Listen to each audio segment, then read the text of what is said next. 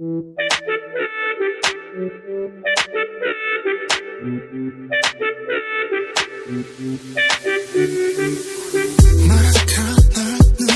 순간 떠날만 했어 나 찾아내야 했어 all day all night 사막과 바다. Halo, Assalamualaikum warahmatullahi wabarakatuh. Perkenalkan, nama saya Dian Sarotul Karimah dari Prodi D3 Farmasi, Fakultas Farmasi, Universitas Pekalongan.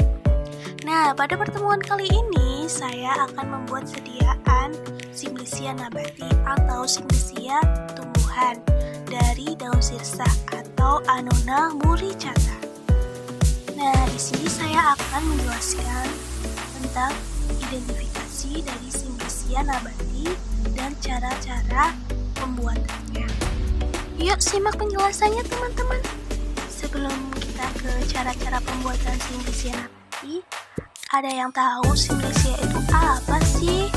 Simplicia adalah bahan alami yang digunakan obat dan belum mengalami proses atau perubahan apapun, dan kecuali dinyatakan lain, umumnya berupa bahan yang telah dikeringkan. Jadi Simplicia bisa berupa bahan segar ataupun bahan yang telah dikeringkan. Nah, bahan-bahan alaminya berasal dari mana sih? Bisa berasal dari tanaman, berasal dari hewan, dan juga bisa berasal dari mineral. Kemudian, Simplicia nabati adalah Simplicia yang dapat berupa tanaman utuh, bagian tanaman, eksudat tanaman, atau gabungan antara ketiganya. Eksudat tanaman adalah isi sel yang secara spontan keluar dari tanaman atau dengan cara tertentu sengaja dikeluarkan dari selnya. Eksudat tanaman dapat berupa zat-zat atau bahan-bahan nabati lainnya yang dengan cara tertentu dipisahkan atau diisolasi dari tanamannya. Bahan-bahan nabati yang dapat digunakan sebagai obat antara lain dapat berasal dari tumbuhan, akar, daun, bunga, buah, biji, dan lain-lain. Simplicia nabati sebagai hasil dari pertanian atau budidaya atau pengumpulan tanaman liar memiliki kualitas yang berbeda-beda. Faktor-faktor yang mempengaruhi kualitas Simplicia salah satunya adalah faktor lingkungan yang mengakibatkan kandungan metaboliknya berbeda-beda. Nah, selanjutnya kita ke definisi daun sirsa. Daun sirsa atau Annona muricata atau tanaman sirsa termasuk tanaman tahunan yang dapat tumbuh dan berbuah sepanjang tahun apabila air tanam cukupi selama pertumbuhannya. Di Indonesia, tanaman sirsa menyebar dan tumbuh baik mulai dari dataran rendah, perkebunan kering sampai dataran basah dengan ketinggian 1000 meter dari permukaan laut. Daun sirsa berwarna hijau muda sampai tua, memiliki panjang 6-18 cm, lebar 3-7 cm. Berstruktur kasar, berbentuk bulat telur, ujungnya lancip pendek, daun bagian atas mengkilat, hijau dan gundul, ujung kusam di bagian bawah daun, bentuk lateral besar. Daun sirsa memiliki bau tajam menyengat dengan bangkai daun pendek sekitar 3-10 kali. Sirsa diketahui memiliki kandungan acetogenin yang merupakan senyawa aktif guna membunuh racun di dalam tubuh. Acetogenin akan menghambat pertumbuhan ATP atau adenosina trifosfat yang merupakan sumber energi perkembangan kanker. Daun sirsa sendiri mempunyai berbagai manfaat bagi kesehatan. Di antaranya adalah membantu mengobati kanker, kolesterol, sariawan, asam urat, jerawat, dan darah tinggi. Nah, langkah selanjutnya proses pembuatan Simplicia ya, yang mana dari bahan baku, kemudian melalui tahapan proses pengolahan yang nantinya didapatkanlah hasil Simplicia. Tahapan yang pertama adalah pengumpulan bahan baku. Dalam pengumpulan bahan baku ada beberapa faktor yang dapat mempengaruhi kandungan bahan aktifnya.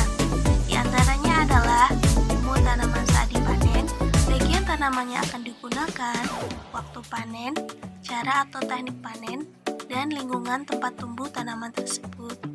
Untuk pengambilan daun sirsak ini, dipetik satu persatu menggunakan tangan dan dilakukan saat tanaman sedang berfotosintesis secara sempurna, yaitu pada pukul 9 sampai 12 siang. Selanjutnya adalah sortasi basah, merupakan pemilahan panen ketika tanaman masih segar.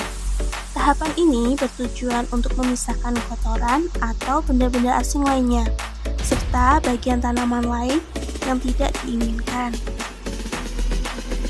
Dan selanjutnya adalah pencucian.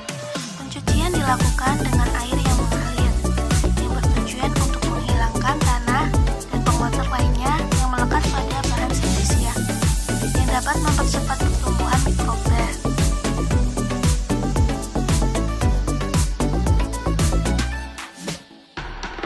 Pencucian kemudian didiamkan 1 malam ya, agar kadar air dalam simplisia menurun.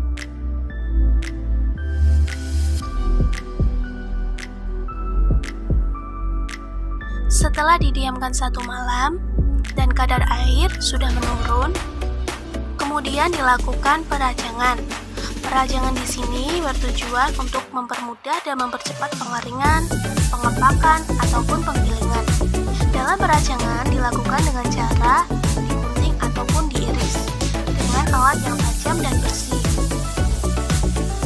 Dan perajangan yang terlalu tipis ataupun yang terlalu kecil akan mengakibatkan rusaknya kandungan kimia karena oksidasi atau reduksi.